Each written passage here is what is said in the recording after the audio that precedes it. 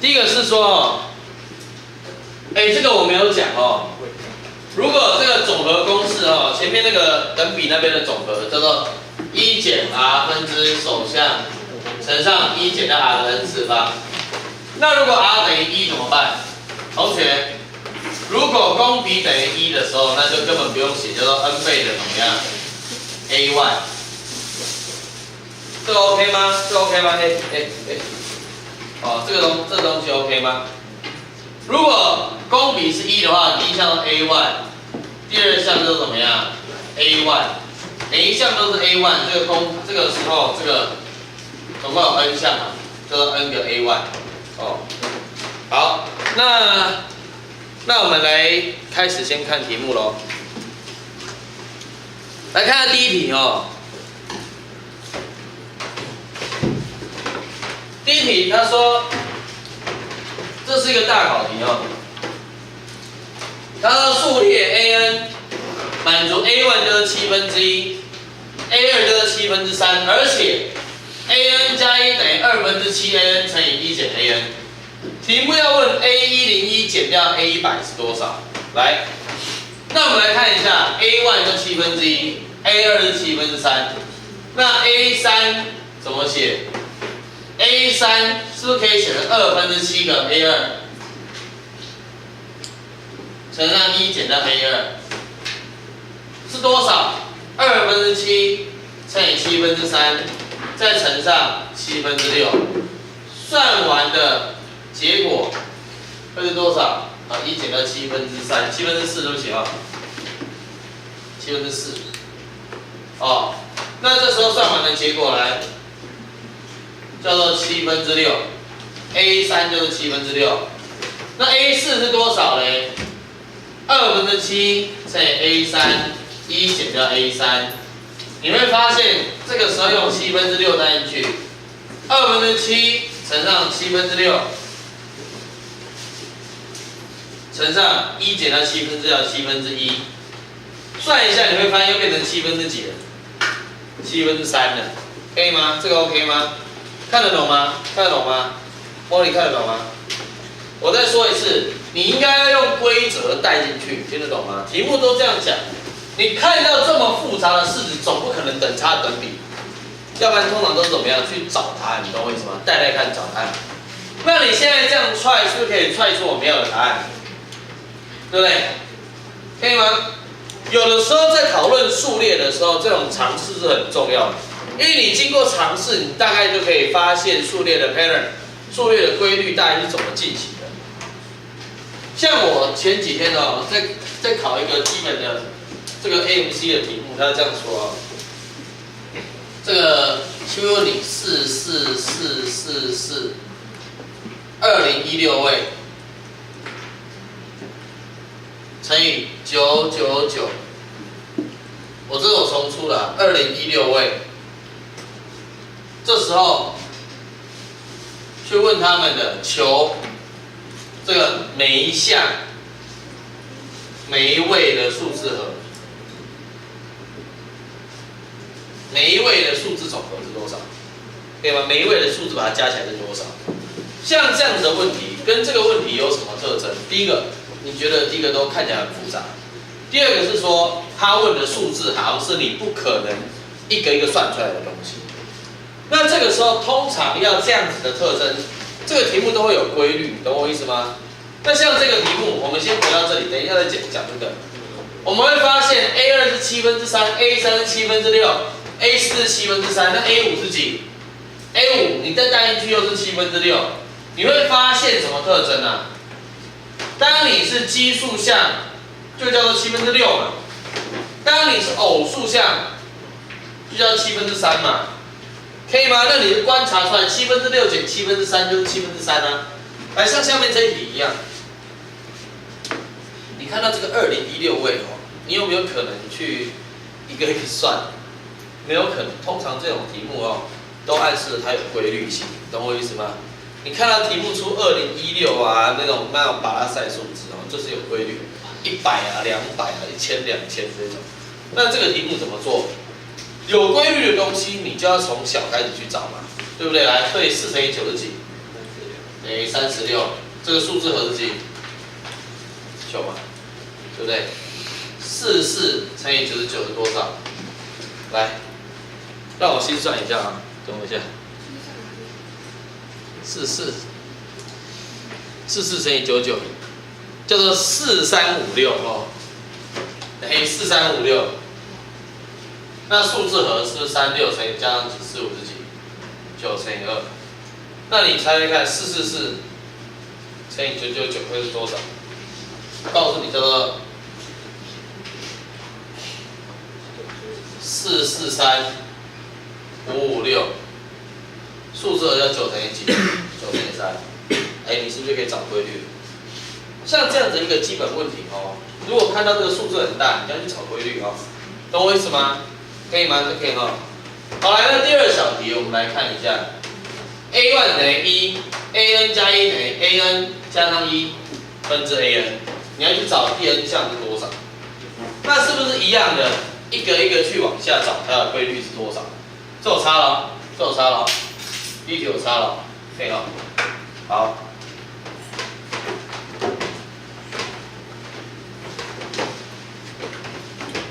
第二小题，那这时候 a1 等于1，a2 是几呢 ？a2 等于 a1 加1分之 a1 等于2分之几？2分之1嘛，可以吗？这可以哦。那再来第三项呢 ？a3 等于几 ？a2 加1分之 a2 叫做2分之3分之2分之1，算成是几？3分之1嘛，可以吗？哦，那 A4 是几？你写完 A4，心中大概就有一个底了哦，叫做3分之4分之3分之1，哇，是不是就是4分之1？所以很明显的 AN 就叫多少 ？N 分之1。当你看到这个规则哦，看一下，当你看到递回的规则复杂的时候。复怎么写？复杂的时候，通常都是怎么样找规律，可以吗？一个一个去找规律哦。哦，你就带进去，慢慢的去找就好了，好吧？哦，这 OK 哦 ，OK 哦。好了，那我们来看第二题喽。有的时候这个题目哦，这个题目并不是难，而是你根本看不懂他在讲什么。来。这一题哦，我发现就是我以前有教过，我先讲这一题以前有教过。第二个是说这个第二题，我发现很多人看了以后居然算不出来，但是它明明是很简单的，所以我希望你们先自己看个3分钟，来先自己算，来算一算。这个第二题来算一下，第二题算一下，现在算，现在看题目来算。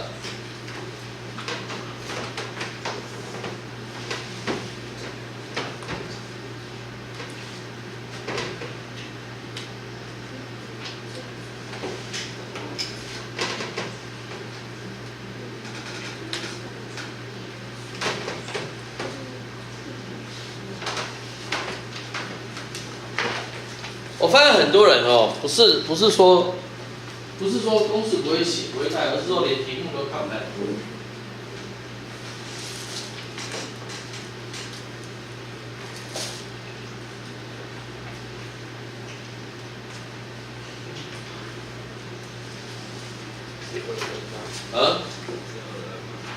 不是第15层。哦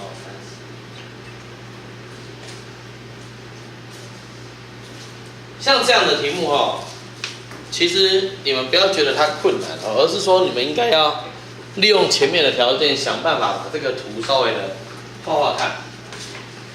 3负4为什么在第4层？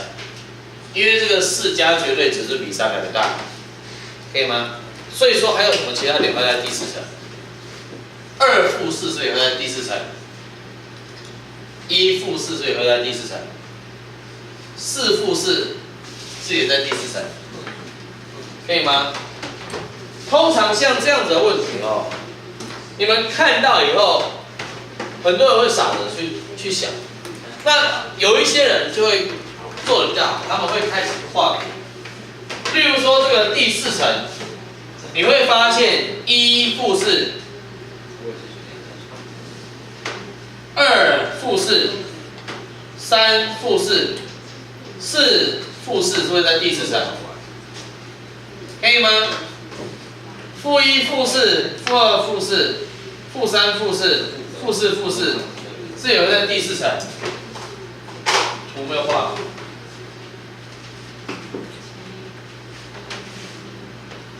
画一个简单的图，1、2、3、4，1、2、3、4，4负4在第四层，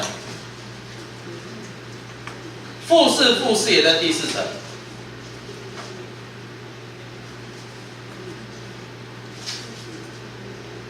那还有4、4是有在第四层，负4、4是有在第四层，可以吗？看得懂吗？你去 try 嘛。那这个时候你把它围起来，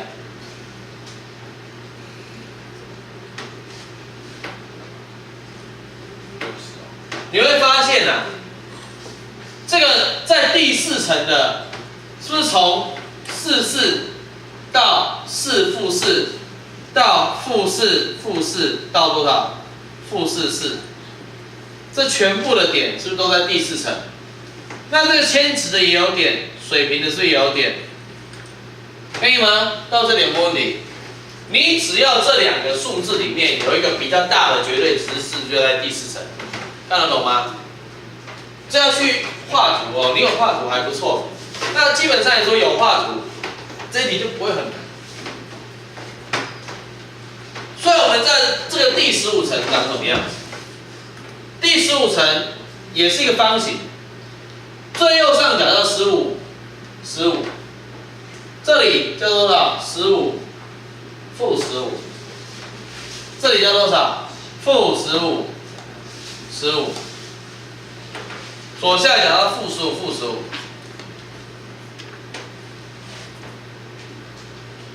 那你会发现这个水平的铅值的，是不是都有整数点？可以吗 ？OK， 这边是有整数点。那请问你每一条有几个点？回答我。15个点，你确定吗？从负15到15，30个，你确定吗？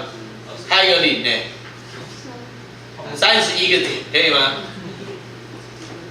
从负15到0， 15到15，中间是有一个0的，所以一横条是30几个点，31个点，看得懂吗？看得懂吗？那铅值呢，这也是31个点，31个点，31个点。他不是说0不算吗？没有啊，谁说0不算？0不算，不是0不算，0不算，你要小心看题目。所以我们知道怎么样？全部里面是不是31乘以4？但是4个尖端是不是都重复了4次？再扣几？扣4，所以算出来有几个？120个点，可以吗？看得懂吗？基本上来说，很多的问题都是要去带数字去串。很多人看到题目就傻住，我跟你讲，在数列与级数看到题目就傻住是做不出东西来的，因为你通常都要去 try， 然后去推理一下这个题目的意义是什么，可以吗？哦，大概是这样子。好，可以吗？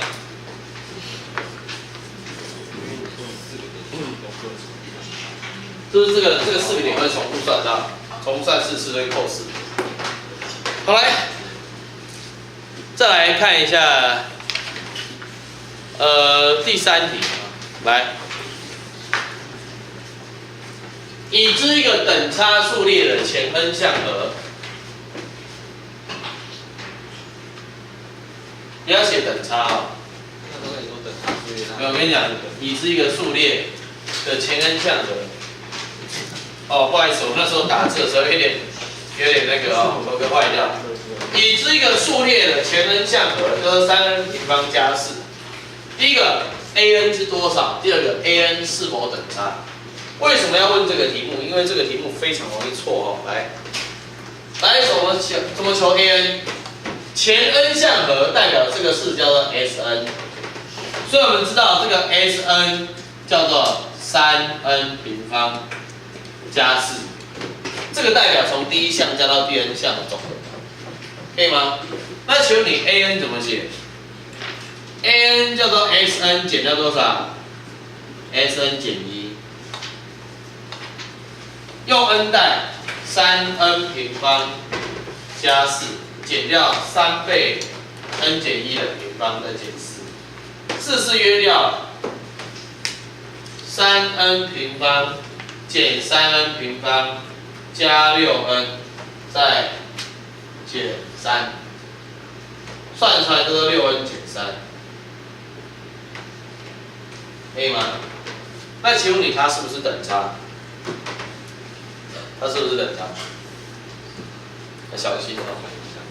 a1是几？算一下。我告诉你哦，如果这里是一次的，通常就是等差，因为第一项跟第二项都是差6，对不对？第二项跟第三项就也差6，所以它是等差吗 ？a1 是几？3，a2 是几？a2 是几 ？a2 是不是9 ？a3 是几？3、6、18减3是几？是几？15。请问你是不是等差？不是等差。为什么不是等差？因为你们漏掉一件事情。这不是7。什么7？你 n 代1的话不是7。对，那所以说为什么会错？你要小心这个式子哦。这个式子的用法是有限制的，很多人都会乱用。你要小心这个 xn 减掉 xn 减，你这一项是 n 大于几的时候，大于等于2的时候才能用，可以吗？那如果第一项怎么写？只能用 x1 来表示，按用1代叫做几？叫做7。请你们非常小心这一点，所以 an 是否是等差的 ？an 是否是等差的，并不是啊，懂我意思吗？你不能随便武断的就说它是不是等差，所以请你这样写啊，就是 a1 叫做7啊 ，an 叫做6n 减3，n 大于等于2，它并不是等差。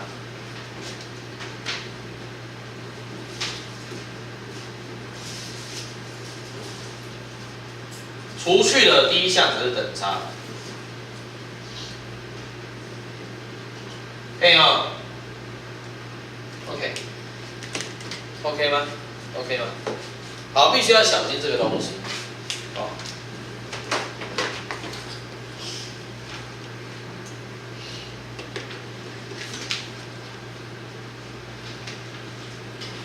下面的马上强化可以写写看。哦，这个马上强化蛮烦的。哦，那这个第4题来看这个第4题，下面的第4题，我想你们应该可以知道我要传达的是什么东西。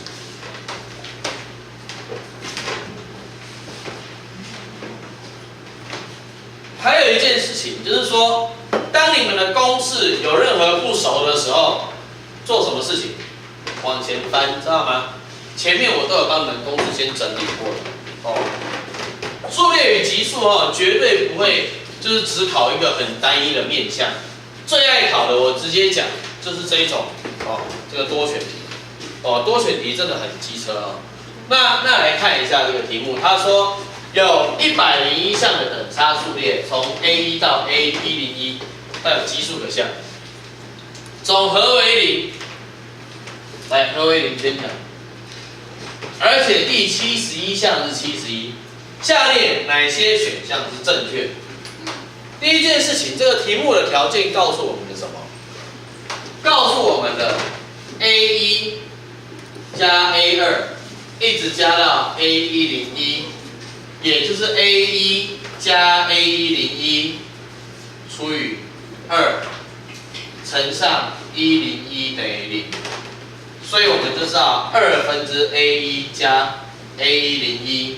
等于0，中项是0，可以吗？那中项怎么看？同学，这个中间那一项是多少？第几项？全部有101项，中项是谁？50几？51怎么看？你很简单的，你看第一项跟101项的中点是不是1加101，再除以几？除以2，当等差就可以直接这样用，所以就是 A1 加101除以2。也就是 A51是0，可以吗？好，第51项是0哦，中项是0。第71项是71，那这时候可以开始看，好。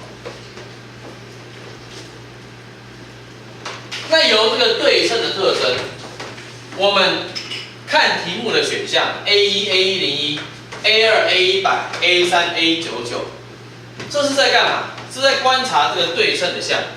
所以从这里 A1 加 A101，第一项加最后一项，根据中项的特征，是不是就到这里？同样的道理 ，A2 加 A101等于几？0。A3，对不起，写错了啊。A2 加 A 几是0，倒数第二项是99，是0。A3 加 A99也是几？也是0。到这里有没有问题？这个 OK 吗？而且最后第51项也是0，所以 A 是错了 ，B 是错了 ，C 是对的，猪是错了。一是对的还是错的？一是对的。为什么一是对的？这个等差有一个特征，不是增就是减。等差不是越来越大，就是越来越小，因为公差嘛，对不对？不是越加越多，就越减越少，这可以吗？所以我们知道，在这里面 A51是等于0，A71是不是正？那这个时候呢 ，A1就是怎么样？负的，由负到正是越来越大 ，A1是不是负的？这 OK 吗？听得懂吗？哦，所以我们知道一是对的。同学，那像这样的问题还会怎么问呢？如果我是老师，我会这样子问啊。这个 F 是非题 ，A2 加 A101大于0，请问你这是对还是错？是对还是错？是对还是错？对的。对的哈。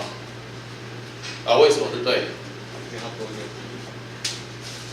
在这一题里面，我们知道由小到大 ，A2 加 A100是等于0，可以吗？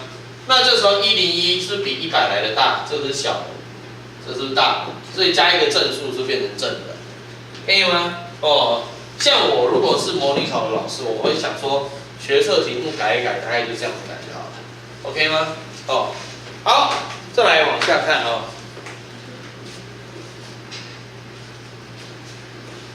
这一题是一个经典题哦，我想这不管是谁都会教一下哦。那我们就免不免俗的算一下，等差跟等比的混用。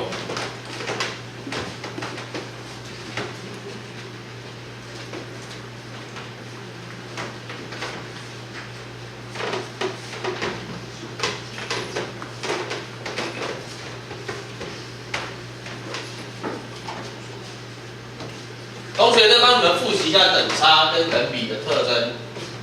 等差代表差相等，可以吗？也就是说呢 ，A2 减 A1 等于 A3 减 A2， 一路等到 AN 减掉 AN 减1，这个差额我们叫它公差 D。等比。两项之间的比值是一样的。什么叫比 ？A2 除以 A1 等于 A3 除以 A2， 一路等到 AN 除以 AN 减1，这叫做比。公比用 R 来表示，可以吗？哦。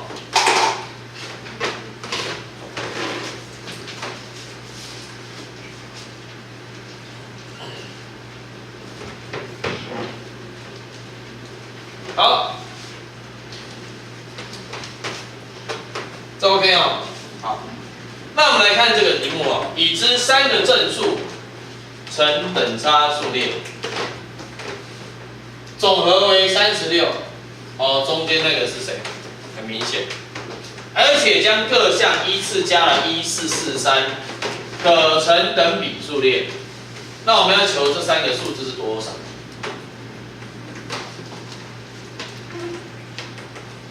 以吗？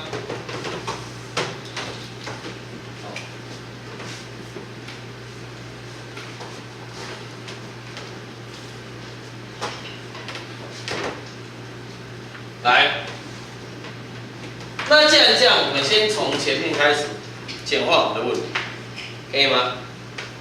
我们就令，既然三项成等差，这三项叫做 a 减公差跟怎么样 a 加公差，这时候总和加起来叫做3a 等于36，算出来 a 等于12，这是第一个，可以吗 ？a 等于12。那两个未知数是不是当然要两个条件去解？我们已经解了一个条件了，对不对？剩下的第二个条件会在哪里出现？是不是在第二个条件加14跟43可以成等比出现？所以这时候三项分别是12减公差，12跟多少？12加怎么样？公差。那一提议每一项加上1加43，加1 13减诸，加4 16，加43 55加诸，乘怎么样？等比。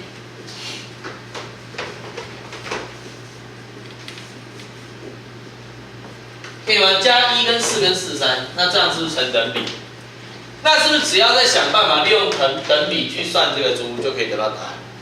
那等比是什么意思？等比是就是后项除以前项为一个定值，利用这个特征就可以列示了。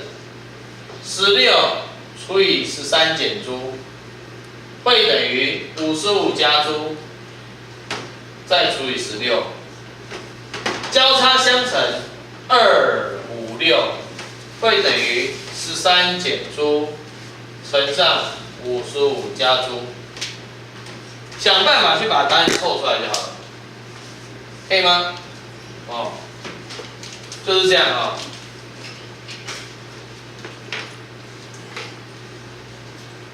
我知道有一个答案是9，给我看，给我看。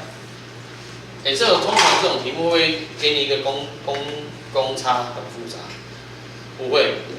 那你这2、5、6是不是可以想办法拆成2的次方？所以我暗想着这里应该会有2的次方抽2的次方，正好这个13减9叫做4，55加9是几？64，4乘以64是不是凑出来是2、5、6？所以应该会有其中一个是4，可以吗 ？OK， 可以哦，那是不是可以得到这3个数字？哦，一个是4嘛，对不对？哦，另一个是最有的。好，要不然你们也可以解1元2次，想办法把答案算出来哦。解1元2次吧，来，这时候2、5、6会等于13跟55是几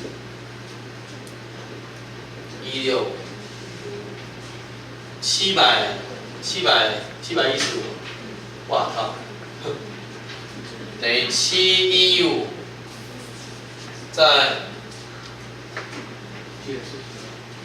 减42，减1，再减诸平方嘛，想办法算的要死要活，是不是可以算出答案？诸平方加42诸，减4多少？459，是不是9跟几？9跟51，是不是正好就可以？所以我们就可以知道诸加9，诸加9，诸减9哦，诸减9跟诸加51是等于0，所以我们的公差就等于9或者负51。你带进去你会发现这两个都合嘛，对不对？可以吗？然后带入参数就会是3、12跟15。你带负51进去的话，是不是就不合正数了？可以吗？到这有没有问题？因为我们题目说的数字是什么数？3个什么数？3个正数，所以负51就不合。参数是3、12跟15。OK， 像这样的问题，我希望你们是可以自己做出来的哦。然后下面比较麻烦，你会发现等差是比较好列式，等差一定会比等比好列式，这个可以理解嘛？因为等比是乘以一个 r， 那个整个题目的结构会变得很复杂。那来看一下第6题怎么做。第6题很烦哦，怎么做？想想看，这我擦掉了。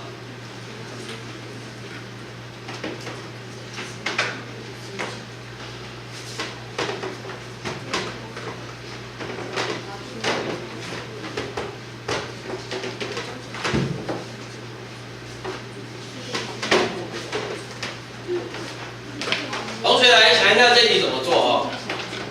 已知三正数为等比数列，这边写错了，什么东西？21，15是哦，这里是21哦 ，OK， 哦，不好意思看错了哦。我一直在想下一题，来。哦，第3项是21哦，不好意思，题目来。这个第6题哦，这个第6题跟第5题很像，但是其实又不一样。你如果用等比去列式，你会觉得人生非常痛苦哦。那你要怎么做？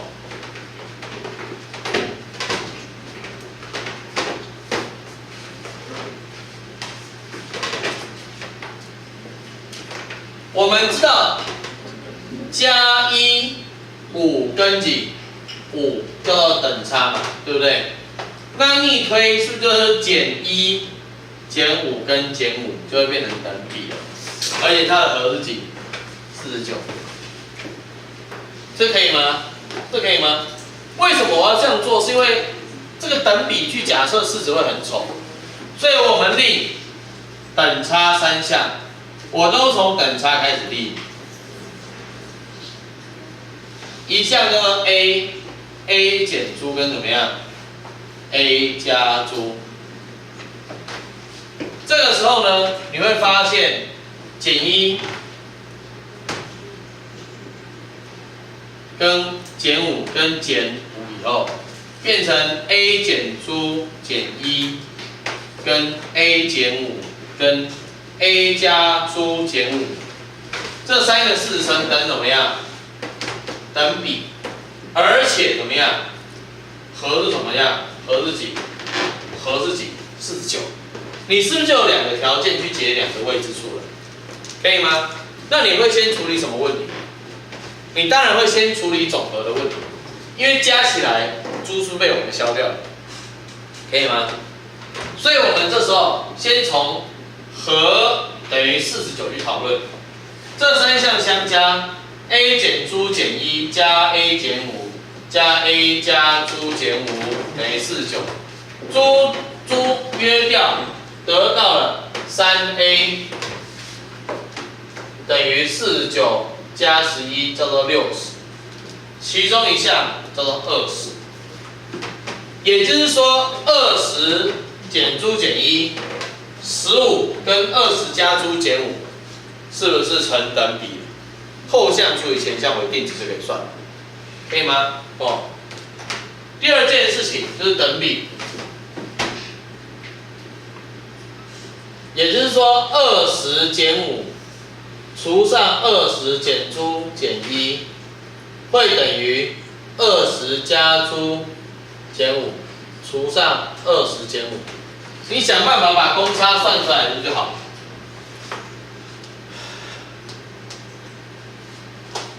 不过你要小心，你要求的这3数是什么数？是等比的3数，你要求的是这一个项，可以吗？可以吗？来，算出来猪是多少？还没算。10或负6。猪是10或负6。好。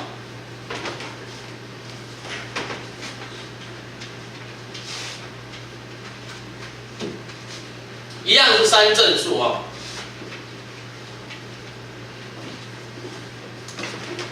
所以经过一番的计算，猪等于10或者是负6，带回去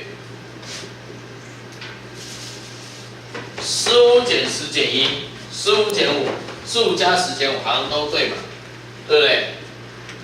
可以得到20减10减1、20减5跟20加10减5，这3项，对不对？哦，带回去这个等比的式子，就可以得到9跟15跟几25，这是不是第一个答案？可以吗？哦，这是猪等于10带回。那再来猪等于-6带回去会是哪3个答案？猪用-6带回去的话，变成20加6减1。20加6，20减6对不起哈，20减5跟20减6减5是不是一样？一样是怎么样？9跟几？15跟几？25。这2组答案一样。我建议你们都带哦，有的时候会有2组不一样，有的时候会一样。哦，所以都带发现这个3个数是一样，9、15跟25。哦，好。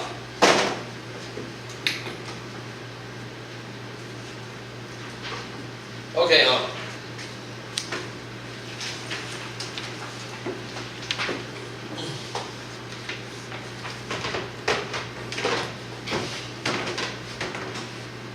你们有没有人想要从军的？应该没有吧？哦，尽量。有没有想当警察？我看我学生里面每一届都有3、4个当警察。前几天我才在那个，你们知道那个在那个西大陆跟北大陆的交叉口那边，你知道吗？那边不是有很多有麦当劳？你知道在说哪边吗？是西大路跟北大路有一个交叉口，然后我红灯右转，你知道吗？然后又骑得很快，而且我又喝酒，然后我看到我学生看到我就赶快把头撇过去，我就骑过去了。你们如果要当警察，我是蛮推荐，真的。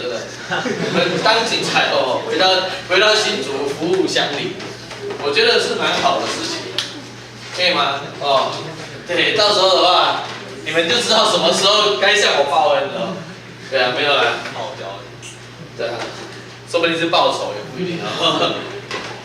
记下来是蛮好的。喂，我当警察的那个，当兵也很不错。我有一个学生，他现在好像在空军官校，之后想当空军哦。当空军还好，我想千万不要当什么军，你知道吗？不要当海军。同学，我跟你们说，千万不要去当海军，因为海军好压抑的哦。那个环境真的，我觉得很恐怖。这个当完以后，男生可能不太好，知道吗？请不要当海军，知道吗？海陆可以哦，海陆应该是还好。对啊，这个海军真的就蛮压抑的哦。啊，因为海军，你知道海军他们的性质都是跑船，你知道吗？1个月就会在船上，或者半年都在船上，或者3个月都在船上，除非你到另一个地点才可以下来。所以你1整个月都跟一群男生为伍，然后是外面是一望无际的大海，你们就在一个铁壳里面，然后你就会觉得突然好无助啊，好压抑啊，然后你就看到旁边的辅导长，哇，辅导长怎么变得那么帅之类的，那时候就可能会有一些不太好的事情。对。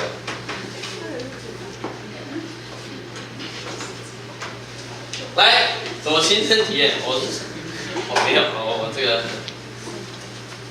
我突然讲一个很肮脏的笑话，你们讲对吗？先讲这么很脏的。我前几天听学生讲，他说他的哥哥跟他说，就是有一天呢，例如说仲玉好去当兵啊，然后当兵以后当一当以后就跑去跟辅导长，辅导长我要申诉，对吧？然后说申诉什么？然后辅导长就坐下来听他讲，他说。我每次洗澡的时候，肥皂不小心掉在地上，后面的兵就开始冲上来，对我做一些不该做的事情，对，让我菊花开满地这样子。然后让我觉得感到身心受创。然后呢，辅导长说这个简单，我送你1罐沐浴乳就好。然后他就买多份沐浴乳给他。结果隔1个礼拜，辅导长以为会亲近，结果呢，就仲又申诉。然后申诉的时候呢，辅导长就说。不是都送你多份沐浴乳？然后郭仲义说：“难道是不用洗小腿是你？”对。好，来，继续啊，听不懂吗？听不懂吗？因为减肥到不要脚要弯下，就是身体要弯下去，洗小腿就是身体要弯下去。好，还没讲完。然后呢，结果呢，我跟你讲，这是我听学生讲的哦，我也觉得很糟糕。然后呢，结果辅导老师简单嘛，我就买一个凳子给你，让你坐着洗小腿中心的吧。结果呢，隔个礼拜国中又去申诉，然后辅导长说什么事？国中就说好，讲完了，来上课啊，继续往下，来看这个题目哦，这很靠北哦，来听得懂就算，听不懂就听不懂吧，好来。真的是你们这些小孩怎么都听那些奇怪的东西啊？可是我跟你讲，我晚上我笑到晚上都还在笑，知道吗？真是太靠北了。来，我们来看一下第7个哦，两个等差数列，看好这边，第 n 项的比叫做2n加3比上6n加4，要问前11项的和比。注意这是等差的。那请你们写一个小笔记在这边，在等差里面。等怎么写？等写多字。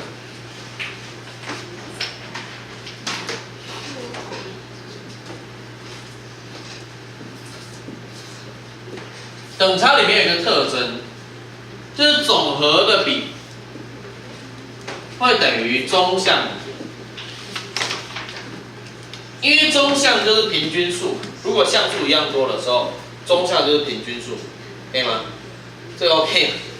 可以哦，我举个例子来说好了，比如说3加5加7加9加11，去比上这个2加4加6加8加10，你会发现是5乘以7，去比上5乘以几6，约掉是不是就是我们中项比？所以中项的比是不是也是总和的比？看得懂吗？看得懂吗？看得懂吗？终于看得懂了。可以哈。不懂的话要跟我讲哦。来，再来我们来看一下，干嘛？我们来看一下前11项的和。你题目如果给了这个第 n 项的比，要求前11项的和。S11比上 S11 11项的总和，这时候怎么写？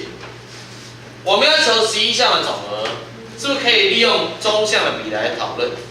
就你如果全部有11项，中项是第几项？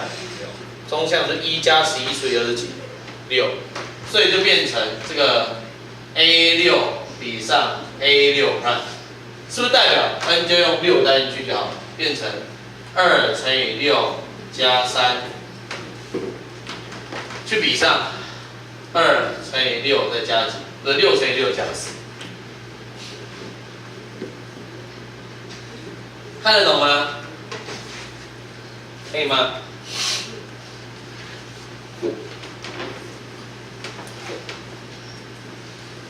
那题目如果要去求第10项的比，第10项的比是不是可以把第10项看成什么项？中项，可以吗？可不可以？那第2小题，如果要求第10项的比，是不是就变成总和比上总和？那请问你，假设第10项是中项，全部有几项？19嘛，对不对？可以吗？因为前面有9项，后面就有9项，所以变成 S19比上 S19 prime， 那是不是可以带进去？用19带进去，变成2乘以19减1比上19加10，来把它写一写，可以吗？哦，这个东西很轻松的，用这个就可以解。那你们要去知道这个项有一个对称的性质，哦，知道这件事情以后，在讨论上就不会太困难。为什么它前11项和别在第10项？什么？第2题啊。第2题是第10项。我知道，它那个公式。前 n 项，同学这个打错哦。前 n 项的啊，不是前11项哦，对不起哦，这边打错，前 n 项的。好，这 OK 吗？这可以吗？我们一开始先讨论所有等差的系列问题，然后等一下就会进入递回，等一下进入递回，然后还进入一些数学归纳法延伸。同学，数学归纳法会不会考？数学归纳法会不会考？答案是会还是不会？有可能考，它怎么考哦？你们等一下可以看这个22页，它数学归纳法可以考这种选择题，懂我意思吗？整个列出来的选择题来讨论嘛。所以这个数学归纳法，这个你们这个到时候如果 OK 的话，我也会找机会把它教一教。再来，我们继续往下看哦，这个第8题。我们这个时候是看一些比较常见的特征哦。那这些常见的特征怎样讲完？跟你们休息一下。那第3堂我希望可以讲到等差等比的综合应用的地方哦。好来，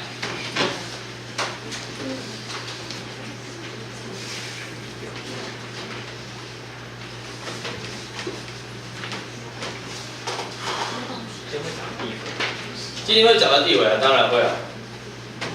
递回会讲，后面有。来第8题，第一个啊，一个等差级数的前 n 项总和叫 Sn， 可以吗？他说 Sn 是12，S2n 是22，要求前3n 项和 S3n 是多少？来，那这个题目刚有讲过哦，这个等差跟等比都有这个特征。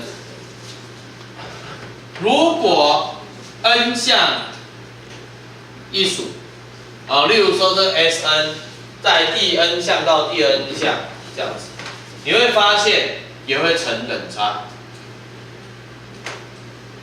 等一下会再解释一次哦。相对的，等比 n 项一组也会成等比。我再解释一次哦，例如说1、3、5、7、9、11，两项一组，这叫Sn 嘛，前两项的，可以吗？这个第3项加上第4项，这个3到4项的，这叫5到6项的，是不是两项一组？1加3等于几？4，5加7是12，9加11是20。你有没有发现一样是成等差的？可以吗？都 OK 吗？相对的，1、2、4、8、10、6、32，你会发现这个等比两项一组的时候，3、12、48，是不是一样成等比4倍？可以吗？这个 OK 吗？看得懂吗？这可以哦。所以你会发现等差的 n 项一组也是等差，等比的 n 项一组也是等比。那像这个题目的第一小题，题目是不是跟我们讲等差？所以你 n 项一坨加起来就也是等差。由图表来观察，看好哦。我们题目说 n 项是12，这前 n 项和叫做12。他说前2n 项和叫做22，这里就是10。那你要问前3项和，是不是还要这个中间这一段才行？第3项这一段才行。那我们知道，如果是等差的话 ，n 项一组是会成等差，也就是说，这里一组 n 个一组，这里 n 个一组，跟这 n 个一组是不是都会成等差的？可以吗？可以吗？可以哦。所以这里是不是少2？这里相对的也会怎么样？少2是几？8。到这里 OK 吗？我再说一次，我们知道等差 n 项一组是不是成等差的？前 n 个叫做12，2n 叫做22，所以 n 到2n 这中间这里 n 个是不是叫做10？可以吗？那这时候这3项要成等差，12实在是不是就是8了？这个 OK 吗？这是个对称的特征哦。那第2小题是不是也是一样？来，前 n 项叫做18，再来前2n 项叫做24。那这个中间这 n 项是几？中间 n 项24减18叫做6。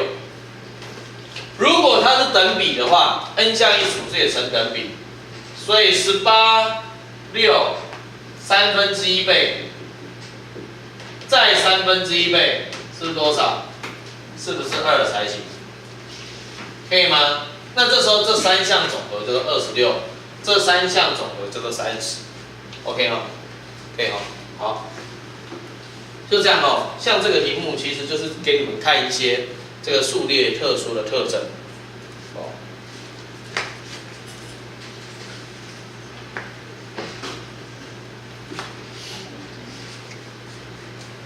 第4个哈，来，我希望跟你们打一个赌哦，这个第11页这个差比，稍微写上差比。我赌今年完全都不会考哦，今年全部都不会考。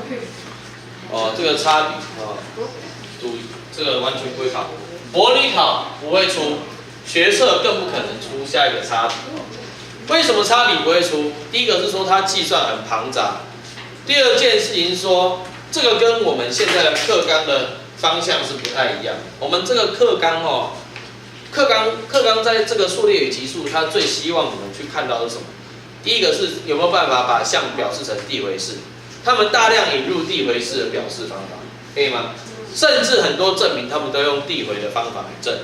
第二件事情是说，他们不会希望你们在做这种过度的运算或很庞杂、复杂的处理，它只有少数的数字会很庞杂，例如说应用问题上面的这个倍率啊，或者是次方，懂我意思吗？或者是统计学上的一些小小数字。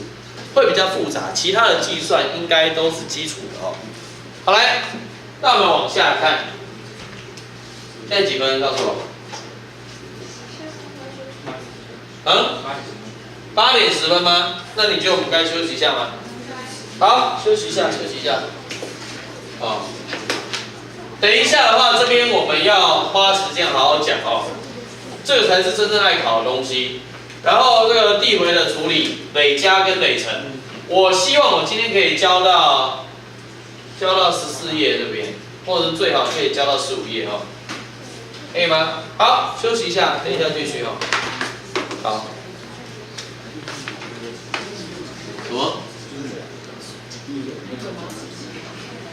前 n 项就要12，前2n 项就要22，所以中间的 n 项是10。对不对？可以吗 ？OK。那我们是不是要去求3n 的总和？那我们知道 n 项一组 ，n 项一组是不是全等差？前面12，中间10，第3组是几？就是这个意思。好。总的理论是同时项。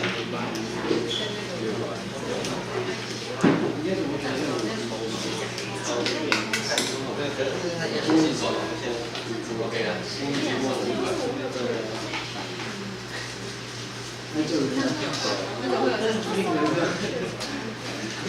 原来是会飞。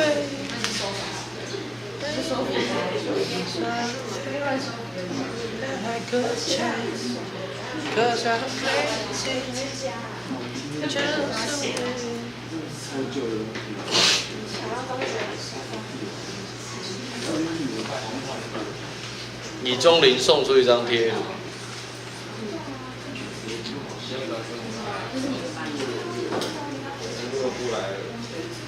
啊？大鱼全尸他没来。